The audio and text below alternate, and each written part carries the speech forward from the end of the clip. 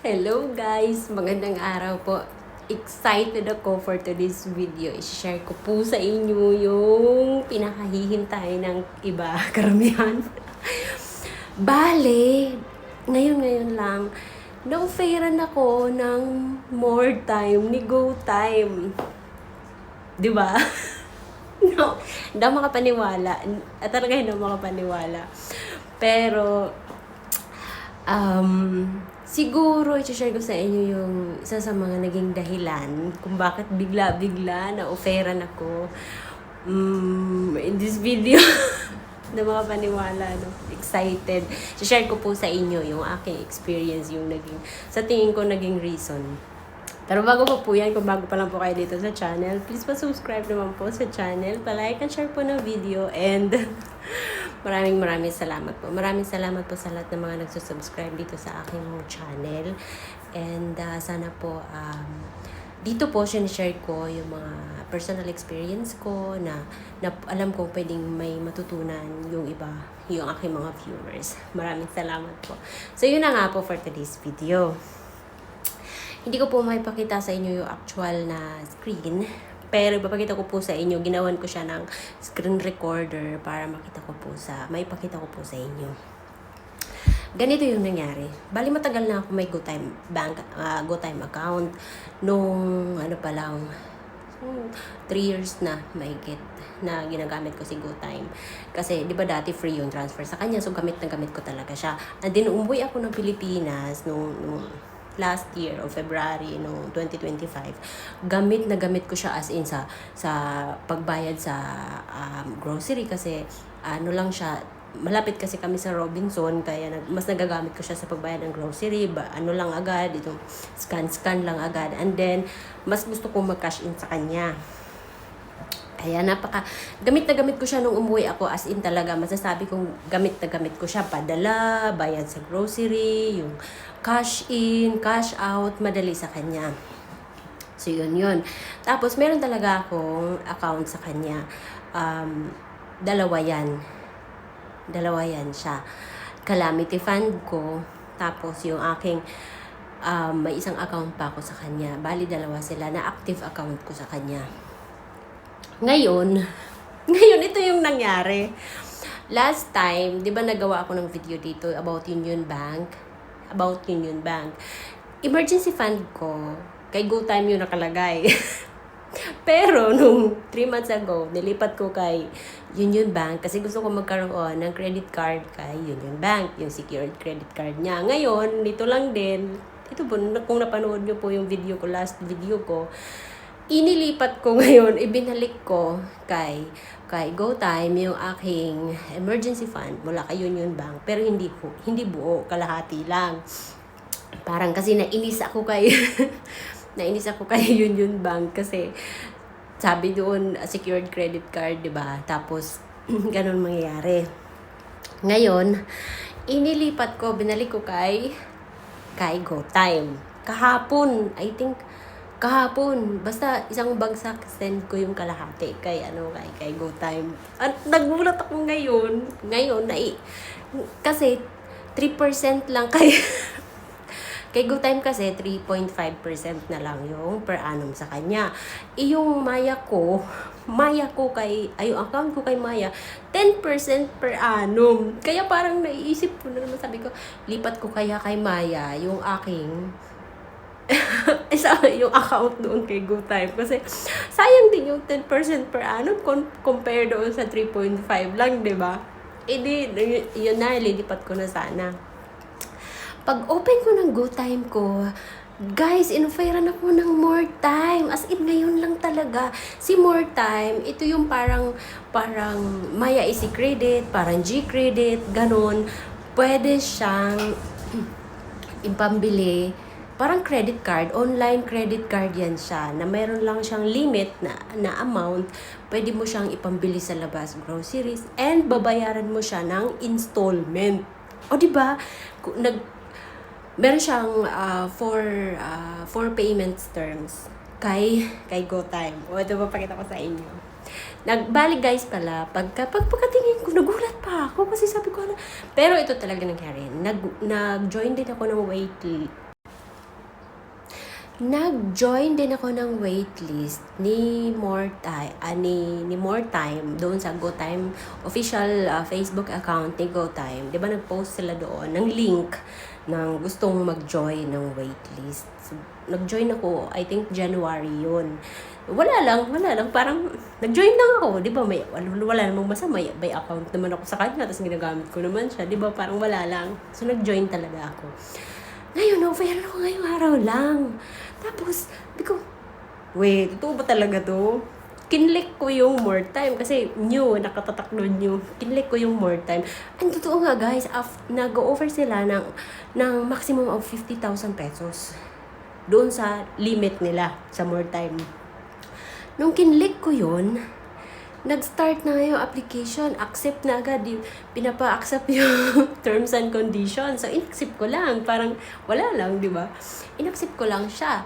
Pag-accept ko, nag-request ng access sa photos ko. Which is, in-accept ko lang din ulit. O, di ba? In-accept ko lang siya ulit. Pag-accept ko ng photos, ang next page is yung salary, kung magkano yung inyong monthly income. And then, itatype nyo lang doon yung monthly income ninyo. And then, TIN number. Yes, nanghingi sila ng TIN number. Meron naman akong TIN number. Nilagay ko lang din ulit doon. Pagkalagay ko, okay, 30 seconds. Nag-wait lang ako ng 30 seconds. And then, nanghingi din sila ng access sa SSS. Kung alin yung gusto mong i-access, ibigay sa kanila na information. SSS, Pag-ibig, ganyan-ganyan, marami mga choices doon. Pinili ko yung Pag-ibig kasi medyo mas secured naman ang ni Pag-ibig kaysa pinili ko sa Pag-ibig.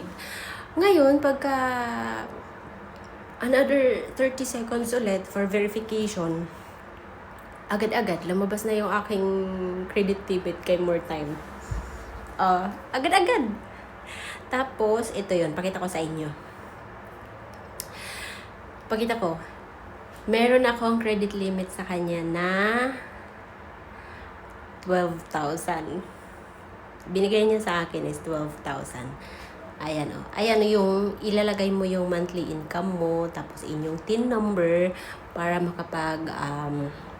makapag-proceed kayo sa kanya. And then, yun na yun. Hihingi na siya ng access sa Pag-ibig or SSS ninyo. Kayong mamimili. Ayan siya.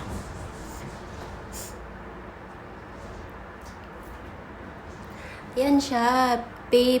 Gagamitin mo siya ng pagbayad QR code sa ayan yung mga partners nila, O, diba? Pwede sa Lazada, ha? Yung may mga Lazada account, mahilig sa mga dyan. Pwede pala dito sa Lazada. O, ayan. Meron siyang 2.49% na interest rate. Sinubukan ko yung may calculator sa loob. Kunyari, may gusto kang bilhin na halagang 5,000. Ang magiging tubo niya in 4 terms is 498. 4 terms mo siyang babayaran. 498 yung kanyang magiging tubo. Sinubukan ko rin na i-full yung 12,000.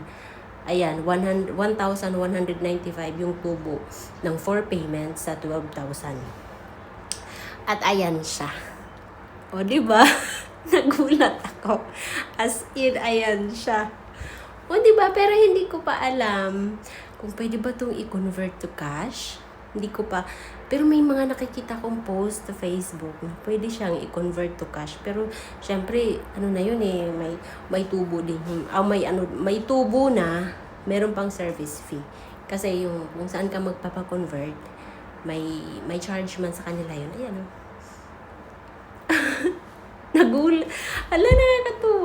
Nakakatuwa kasi marami nag-aantay din dyan para siyang Maya Easy Credit.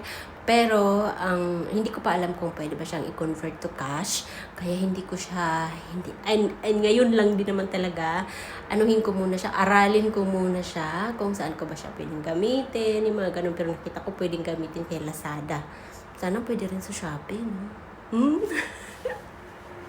So, yun lamang guys. Kung meron kayong GoTime bank account, mas mataas ang credit limit ko sa kanya kaysa kay Maya. So, parang naisip ko, ililipat ko pa ba yung account ko kay GoTime, papunta kay Maya?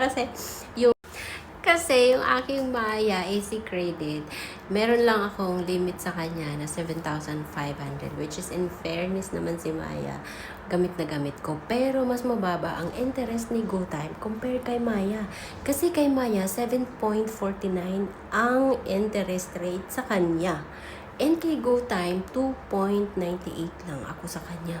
O diba ang baba? Hala, oo nga no. Mas mababa yung interest rate ni GoTyme kaysa kay Maya. Kasi compare 2.98 compare sa 7.49%. Mas maganda kay GoTyme. Aralin ko rin siya kung pwede ko ba siyang ibayad ng bills. Yung mga, kasi ginagamit ko minsan, kung, hindi naman talaga maiwasan, minsan wala tayong cash. Or ayaw kong, budget lang kasi talaga ako sa isang buwan eh. Pag naubos na yung sahod ko, tapos, kaya minsan ginagamit ko si GoTyme, pambayad ng SSS, pambayad ko ng bills, parang G-credit din siya. And kay Maya kasi, pag ginamit mo siya, agad-agad patak yung 7.49% sa kanya. Si G-credit, pwedeng walang interest. Kasi ako, babayaran ko rin naman siya agad pagdating ng sahod ko eh. Kaya madalas, bayad sa kuryente talaga si G-credit. Ngayon na may more time na ako, hindi ko alam kung paano ko siya, aaralin ko siya kung paano ko siya magagamit ng mas maayos. Yung hindi ako nababaon. Kasi may mga ganun eh, mas mababa interest sa kanya oh.